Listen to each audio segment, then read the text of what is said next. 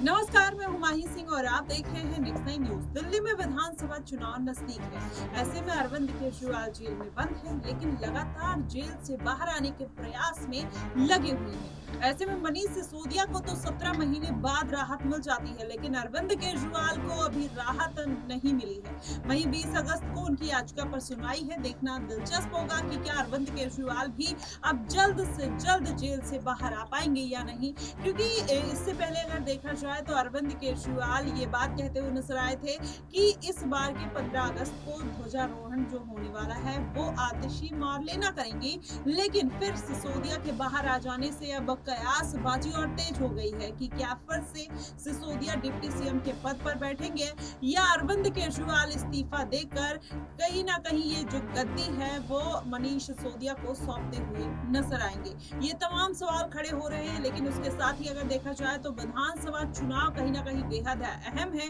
इस बार आम आदमी पार्टी के लिए जीतना, और वहीं मनीष सिसोदिया बाहर आते ही अपनी जिम्मेदारी निभाते हुए नजर आ रहे हैं, रैली कर रहे हैं, जनसभा कर रहे हैं। वहीं अरविंद केजरीवाल लगातार इसी प्रयास में है कि इस बार किस तरीके से इस बार का विधानसभा चुनाव साथ दिया जाए। वहीं देखा जाए तो इस बार उत्तर प्रदेश में जिस तरीके से इंडिया गठबंधन ने बेहतर प्रदर्शन किया, अब अखिलेश यादव जो है अपना रुख दिल्ली की तरफ मोड़ने के फिराक में है। क्या वो दिल्ली की तरफ अगर जाएंगे तो क्या अरविंद केजरीवाल के साथ गठबंधन हो सकता है, क्योंकि ये समीकरण इसलिए बन रहे हैं कि आम आदमी पार्टी की जो कमजोर स्थिति है इस बार दिल्ली में देखने को मिल रही है केजरीवाल के जेल में जाने से पहले।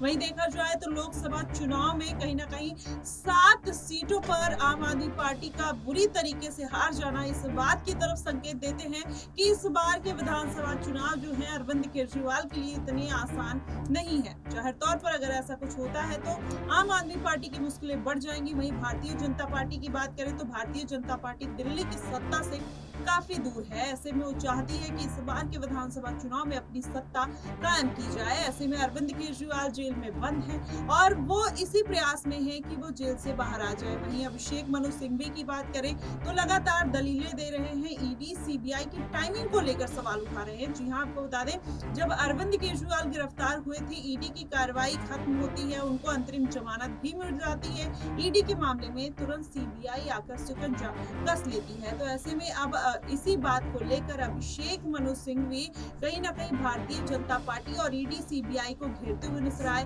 उन्होंने बोला कि ये राजनीतिकरण है जो अरविंद केजरीवाल के साथ किया जा रहा है, उनकी किसी भी तरीके की इन्वॉल्वमेंट नहीं है। वहीं देखा जाए तो अरविंद केजरीवाल कहीं ना कहीं चाहे एक्साइज पॉलिसी हो, मनी लॉन्ड्रिंग का मामला हो, दोनों में किंग पिन की भूमिका में आते हुए दिखाई दे रहे हैं, और यही कारण है कि सीबीआई उनको छोड़ना नहीं चाहती है। लेकिन सुप्रीम कोर्ट भी सीबीआई को फटकार लगाती है कि तमाम सबूत जो है आप उसको समय से दीजिए, क्योंकि आप गिरफ्तारी के बाद अब सबूत क्यों दे रहे हैं। तो वहां पर सीबीआई ये भी कहती हुई नजर आती है कि सबूत ही अब मिलने स्टार्ट हुए हैं, जब मिल रहे हैं हम आपके सामने पेश कर रहे हैं। इस तरीके की कहीं ना कहीं फुकस मकस ईडी सीबीआई और अरविंद केजरीवाल के वकील अभिषेक मनु सिंघवी में चलती हुई दिखाई दे रही है। लेकिन अभी आने वाले विधानसभा चुनाव जो नजदीक है उस पर अरविंद केजरीवाल और आम आदमी पार्टी का पूरा फोकस बना हुआ है। ऐसे में मनीष सिसोदिया का बाहर आ जाना कहीं ना कहीं इस बात की तरफ संकेत दिखाते हैं कि अब